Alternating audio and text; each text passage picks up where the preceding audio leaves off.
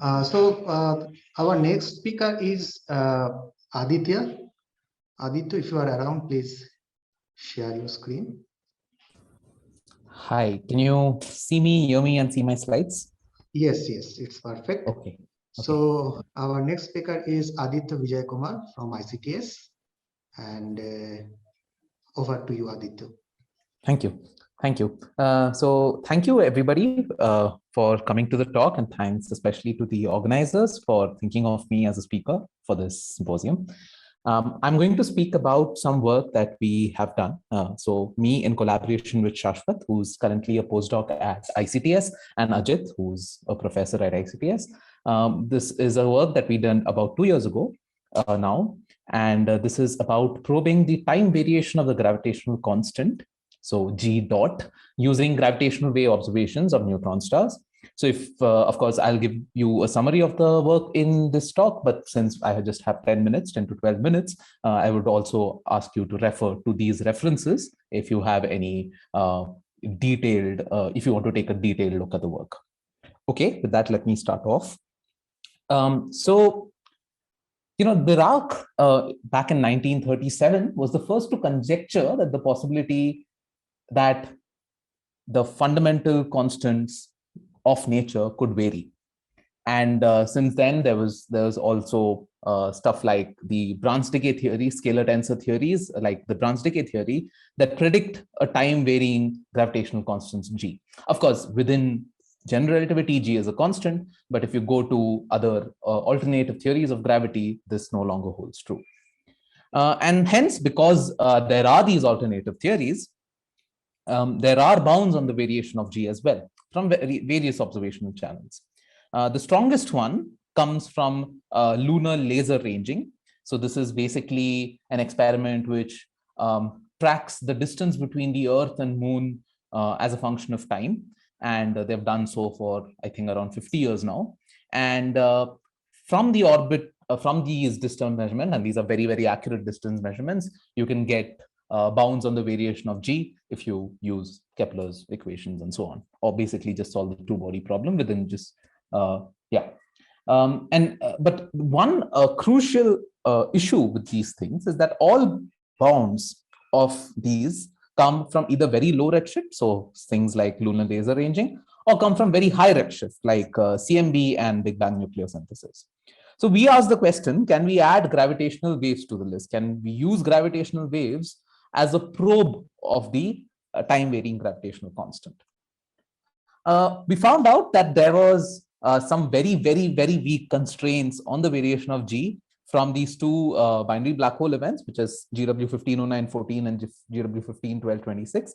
So I've highlighted the constraints here. So this is 5.4 into 10 raised to 6 per year. That is G dot by G naught. And that is, of course, a huge value. And so these constraints are extremely weak. By the way, these constraints come from assuming or checking for any possible variation of G in the time scale of the signals. And these signals are typically very, very short, not greater than 4 to 8 seconds. So naturally, the bounds that one gets would also be very short. Sorry, was there somebody who was trying to speak and had a question? No, Aditya, I don't see. Okay, thank you. But one crucial factor is that gravitational waves carry an imprint at the G at the time of the merger. And if the inferred masses of the gravitational inferred using the gravitational signal and the waveform models that we currently have, and if the inferred masses using the current value, that is G naught, fall outside the range of allowed neutron star masses by theory, it would be an indication that the value that is GS at the merger would be different than it is now. This is because we assume. Yes, sorry. Yeah, but here, since the neutron star mass itself is, I think we don't have any, accurate clue about that. So how can you disentangle the two neutron star mass effect and value of G? I don't think the question is clear to me, but can I ask you to just hold your thought for till the end of the talk, and maybe you can ask the question again? Okay. Thank you. Okay, so let's go to neutron stars.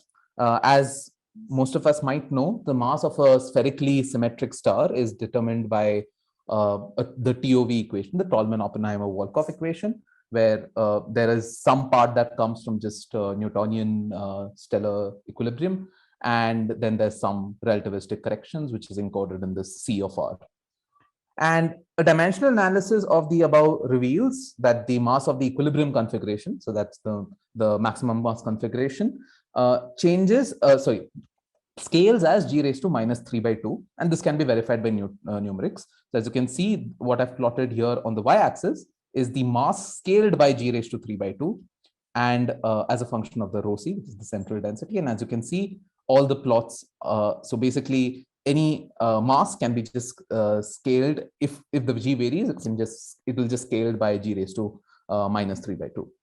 And then there exists a minimum and a maximum mass limit above which a neutron star will get gravitationally unbound and collapse or collapse. So basically, given a neutron star equation of state, there'll be a minimum mass and there'll be a maximum mass. Okay.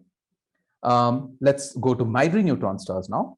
And we entertain, first of all, the possibility that the value of G during the merger, that is GS, could be different from its current value, that is G naught.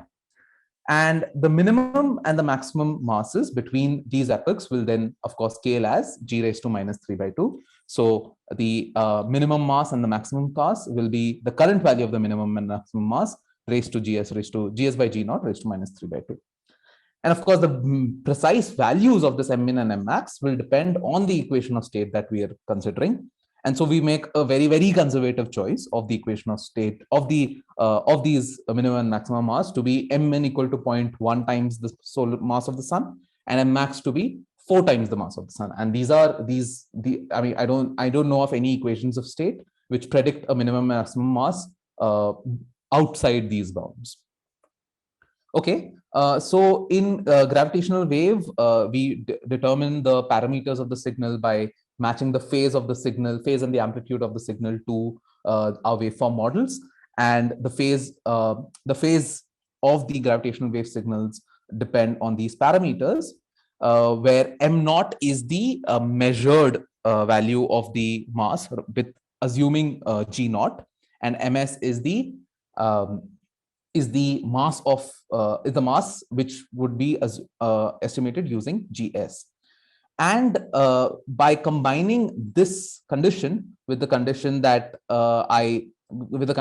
these minimum and maximum mass scale as G raised to minus 3/2, we get the fact that the measured mass m naught should lie between these two values, where m min and m max are given by the minimum and maximum masses at the current epoch.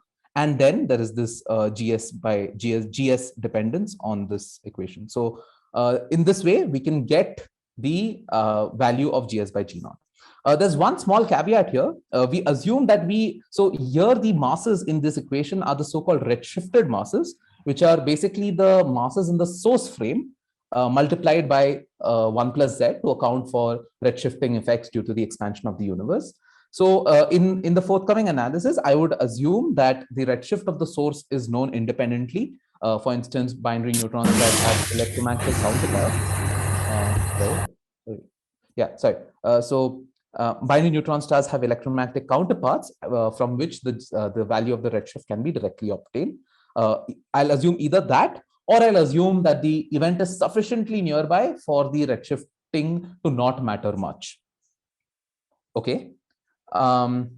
Fine. So now using using the GW170817, which was the so-called first binary neutron star detection with the EM counterpart, the value of the G at the merger epoch is constrained between these values, and the average rate of change, which is G dot by G naught, is constrained between 10 raised to minus 9 per year to around 10 raised to minus 8 per year. This is a graphical representation of a method. So these are basically, this is just m naught, which is the measured masses versus G and G on the x-axis. And these gray regions actually denote the boundary which is set by each value of GS by G naught. And these are the observed values. So That what that means is that because the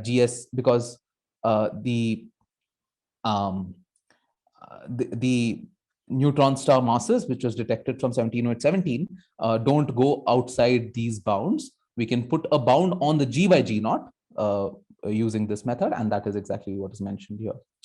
These bounds, of course, as I mentioned in the earlier slide, use pretty conservative values of the minimum and maximum masses. And in general, the bounds go as 1 by the minimum mass or maximum mass square, depending on whether it's the lower bound or the upper bound. Okay, so what does the future look like? What we did is we simulated a population of binary neutron stars in the next generation of detectors.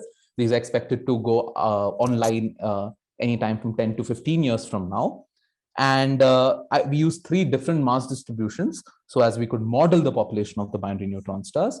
The 3 different mass distributions were one which was flat between 1 solar mass and 3 solar masses, and the other which was basically Gaussians inspired by the modeling, the population modeling of galactic neutron stars. So there are these 2 Gaussian distributions which are centered around 1.3 solar masses and have some standard deviation. And we then assumed a certain event rate for the future detectors, and then we came up with the constraints that we can obtain as a function of look back time. So as a function of redshift, the way you want to think of this, on the G dot by G naught. So as we go higher and higher in the redshift, we see that the G dot by G naught actually gets a better and better constraint. And the best constraint that we obtain is somewhere between 10 raised to minus 10 raised to minus 10 per year to around 10 raised to minus 12 per year. And these are from 10-year observations, of course. Aditya, can you please wrap up in 1 or 2 minutes? Yes, these are my last 2 slides. So this is one plot that I show our constraints. These are our constraints, which are compared to other existing constraints. So you can see that our constraints are not as good as the other existing constraints, but we probe an epoch, especially with the future detectors, we will probe an epoch of G variation, which is not accessible to other observations. So these constraints, for instance, the pulsar mass constraints come from, of course, some events inside our galaxy. And currently, there are no observational probes that probe the variation of G within this regime. So from around 10 raised to 8 years in look back time to around, let's say, till the birth of the universe. Okay, so let me summarize my talk in a few sentences. So we outlined a method to constrain the time variation of the gravitational constant from binary neutron star mergers. These constraints are 14 orders of magnitude better than any constraints from gravitational waves and are comparable to some other non-gravitational wave constraints, as I showed in the earlier part of the talk. And these constraints will improve by a couple of orders of magnitude using future detectors, and crucially will probe an epoch which is inaccessible to any other observational probe. We also have some future work in mind. One is include change in redshift evolution due to the time varying G, which is to parameterize a time varying G cosmology, which will actually be important for high redshift third generation binary neutron star detections, because it if we actually include this change in redshift evolutions, we can actually now start using all binary neutron star detections other than relying on just events with electromagnetic counterparts. One other way is to combine information from multiple events with stronger constraints, using a fully Bayesian approach, and then also build a map of G across cosmic time, and hence place constraints on models of general relativity or cosmology with a time varying gravitational constant. So thanks a lot for listening, and I hope I've not overshot my time. Thanks, Aditya. I can see Sriram has a question. So Sriram, would you please go ahead? Yeah, just briefly, Aditya, if I understood correctly, in your second slide, you said the lunar ranging restricted to something like 10 power minus 13 per year, the change. That's right. So these gravity wave events are not comparable in terms of the constraints. Not at all, not at all. But one should also realize that these constraints come from very low redshift. So it's literally just the this the last 50 years. So this is not coming from very high redshift, and there could be an epoch where G was varying, which we cannot test unless we have such events. Okay, thank you. Okay, before coming to Alok, Sajad, you had a question, so would you please follow it up? Yeah, I just wanted to ask actually, so how much the ignorance of the neutron star equation of state is actually going to affect the estimation of this variation of G?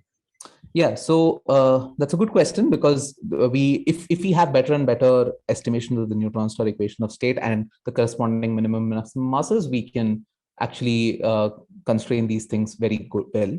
But as I mentioned in one of the slides, the constraints will just scale as 1 by minimum mass or maximum mass square.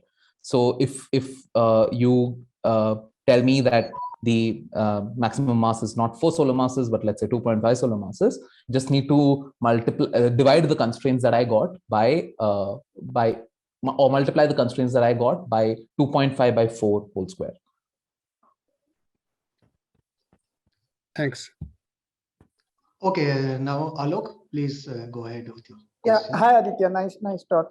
Just one question about the last slide. So there were this strong lensing, I think, time delay measurements which were also proposed to constrain G dot by G by looking at the quasar images. And I don't know if how do those bounds, like cosmological type bounds, I mean, how do they compare with the ones you have? Have you compared?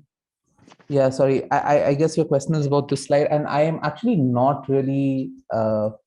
So from what I know that there is a bound on the on other fundamental constants using quasars, but I'm not actually aware of work which constrains the G dot by G naught using quasars.